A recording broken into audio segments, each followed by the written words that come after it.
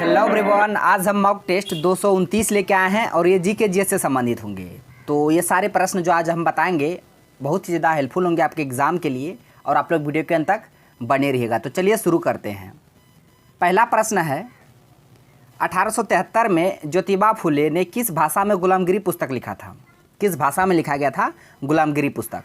तो इस प्रश्न से रिलेटेड जितने भी प्रश्न होंगे जहाँ से एग्जाम में प्रश्न पूछे जाते हैं सभी प्रश्नों को देखेंगे। सिर्फ आप लोग ध्यान से क्वेश्चन को देखते चलिएगा और याद करने की कोशिश कीजिएगा।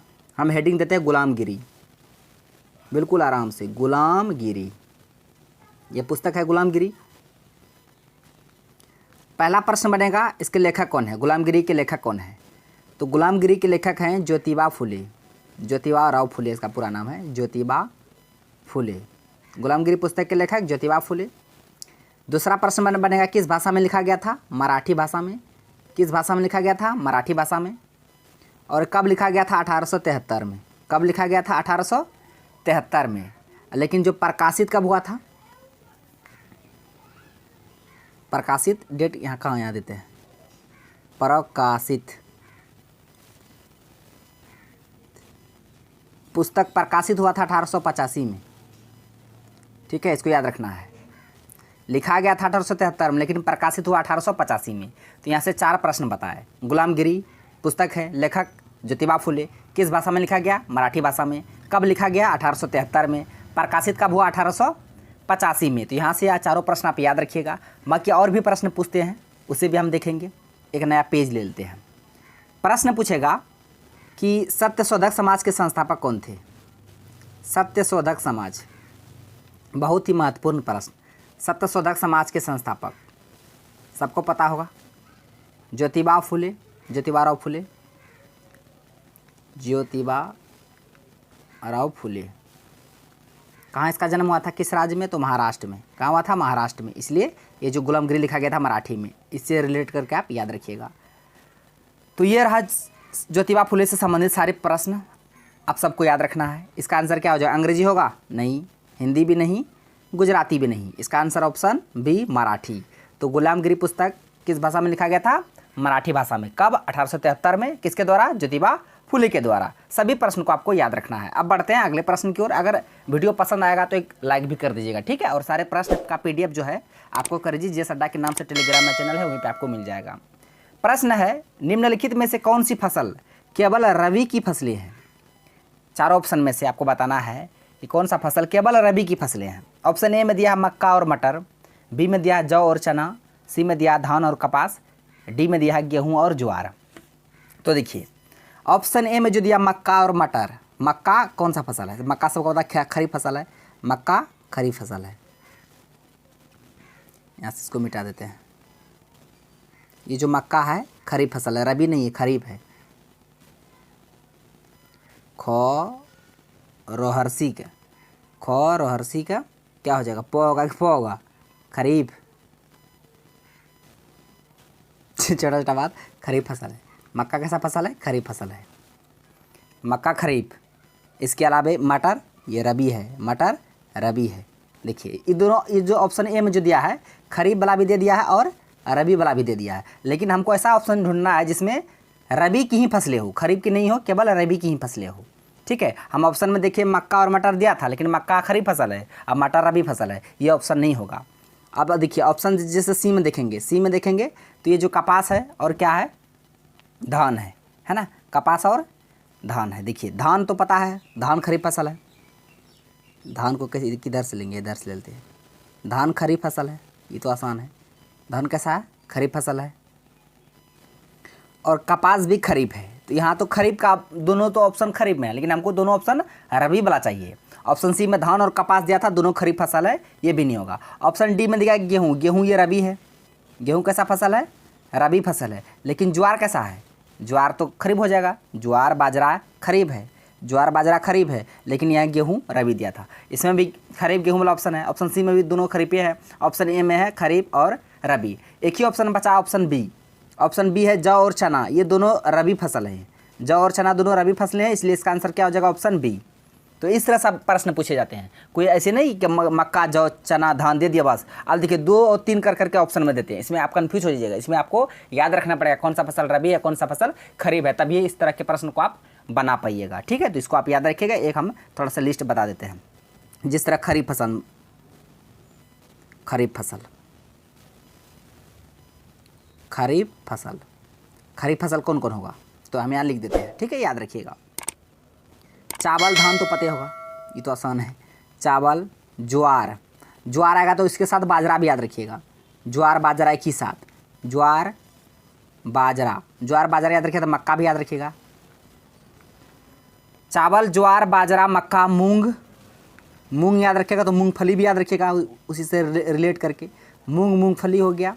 उसके बाद गन्ना सोयाबीन कपास, गन्ना कपास सोयाबीन, ये सभी खरीफ फसलें हैं। ये सभी कैसी फसलें हैं, खरीफ। चावल ज्वार बाजरा मक्का मूंग मूंगफली गन्ना कपास सोयाबीन सभी खरीफ फसलें हैं। बाकी इसके अलावा जो ऑप्शन में दिया उसे छांट लीजिएगा, जिस तरह गेहूँ हो गया, चना हो गया, जौ हो गया, ये सब रबी की फसलें हैं। मटर हो गया, जिस तरह रबी की थोड़ा लिखिए देते हैं, जो पूछता है वही सब लिख देते हैं। रबी फसल, रबी फसल जो पूछता है, जिस तरह जौ पूछता है, गेहूँ पूछता है, जौ गेहूँ, मटर पूछता है, चना पूछता है, राई। ठीक है, ये सभी रबी की फसलें हैं, इसको आपको याद रखना है। खरीफ तो बताइए दिए, तो इसका आंसर ऑप्शन बी हो गया। अब बढ़ते हैं अगले प्रश्न की ओर। प्रश्न है इंडिया विंस फ्रीडम किसकी आत्मकथा, बहुत ही महत्वपूर्ण प्रश्न है। इंडिया विंस फ्रीडम सबको पता होगा, अबुल कलाम आज़ाद। इसका आंसर ऑप्शन डी हो जाएगा। Abul Kalam Azad India wins freedom के लेखक हैं। हिंदू मुस्लिम एकता को बढ़ावा के लिए इन्होंने एक पत्रिका भी प्रकाशित किए थे, अल हिलाल। अल हिलाल, अल हिलाल अखबार किसके द्वारा प्रकाशित किए गए थे, तो अबुल कलाम आज़ाद के द्वारा। किसके द्वारा, अबुल कलाम आज़ाद के द्वारा अल हिलाल अखबार। इसको आपको याद रखना है। ठीक है, किसके द्वारा, अबुल कलाम आज़ाद के द्वारा अल हिलाल। और इंडिया विंस फ्रीडम के लेखक अबुल कलाम आज़ाद, और ये स्वतंत्र भारत के प्रथम शिक्षा मंत्री भी थे। प्रश्न है वर्ष 1905 में श्याम जी कृष्ण वर्मा ने कहाँ इंडिया हाउस की स्थापना किए थे, बहुत ही महत्वपूर्ण प्रश्न है। वर्ष 1905 में इंडिया हाउस, हेडिंग देते हैं इंडिया हाउस। इंडिया हाउस का स्थापना कब, 1905। कहाँ, तो लंदन में। कहाँ, लंदन में। किसके द्वारा, श्याम जी कृष्ण वर्मा। श्याम जी कृष्ण वर्मा। तो तीनों प्रश्न को आपको याद रखना है। ठीक है, इंडिया हाउस से रिलेटेड। इंडिया हाउस 1905 में स्थापित किया गया, कहाँ, लंदन में, श्याम जी कृष्ण वर्मा के द्वारा। तो आपको ही बताना था कहाँ पे, तो इसका आंसर न्यूयॉर्क नहीं होगा, बम्बई भी नहीं होगा, पेरिस भी नहीं होगा। इसका आंसर ऑप्शन डी हो जाएगा, लंदन। लंदन इंग्लैंड की राजधानी है, तो इसको आपको याद रखना। ठीक है, इंडिया हाउस बहुत बार एग्जाम में पूछा गया है। प्रश्न है भारत के किस प्रधानमंत्री के नेतृत्व में भारत के संविधान में मौलिक कर्तव्य को जोड़ा गया था। मौलिक कर्तव्य को जोड़ा गया था कब, 42वां संविधान संशोधन 1976। उस समय प्राइम मिनिस्टर कौन थे इंडिया की, इंदिरा गांधी। इंदिरा गांधी। और किस भाग में, संविधान के किस भाग में, तो भाग 4 का ए में। अगर आर्टिकल पूछेगा, आर्टिकल तो 51 का ए में या 51 का क में। तो मौलिक कर्तव्य को जोड़ा गया था भाग 4 के ए में, अनुच्छेद 51 के ए में, 42वां संविधान संशोधन 1976 के द्वारा। और किस समिति के, सरदार स्वर्ण सिंह समिति के द्वारा। और उस समय प्रधानमंत्री कौन थे, इंदिरा गांधी। तो प्रश्न में बोला गया था प्रधानमंत्री कौन थे उस समय, तो प्रधानमंत्री इंदिरा गांधी। इसका आंसर क्या हो जाएगा, ऑप्शन ये ए भी नहीं होगा, बी भी नहीं होगा, डी भी नहीं होगा, ऑप्शन सी हो जाएगा, इंदिरा गांधी। ठीक है, तो सारे प्रश्न को याद रखना है। मौलिक कर्तव्य को जोड़ा गया था यूएसएसआर के संविधान से, कितना, तो 10। कब, 42वां संविधान संशोधन 1976। किस भाग में, भाग 4 के ए में, आर्टिकल 51 के ए में। प्रश्न है हिंदू कॉलेज की स्थापना 1791 में कहाँ हुई थी। Hindu college, Hindu college, Hindu college 1791 में कहाँ हुई थी, वो आपको बताना है। तो बनारस में। कहाँ, बनारस में। इसका आंसर ऑप्शन सी हो जाएगा। हिंदू कॉलेज की स्थापना 1791 में कहाँ हुई थी, बनारस में।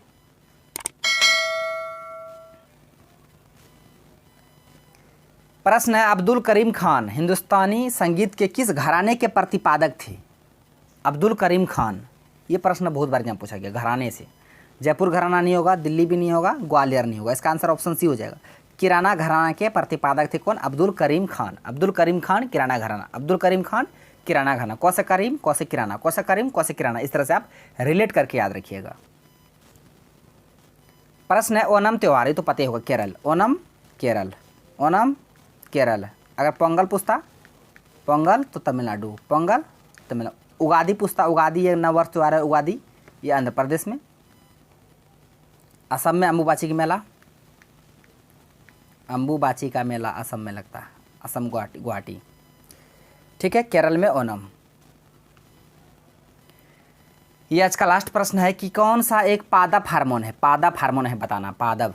इंसुलिन तो होगा नहीं, थायरोक्सिन गलम होता, ये भी नहीं होगा, एस्ट्रोजन है तो महिला फीमेल, तो इसका आंसर ऑप्शन सी हो जाए जिब्रेलिन। ये पादप हार्मोन है, जिब्रेलिन कैसा हार्मोन है? पादप हार्मोन है, तो इसको आपको याद रखना है। तो फ्रेंड्स, आज का प्रश्न बस यहीं तक था। सारे प्रश्न प्रीवियस ईयर में किसी न किसी एग्जाम में पूछा गया था, उसी को हम लेके आए हैं और प्रत्येक को विथ एक्स्ट्रा फैक्ट के साथ बताए।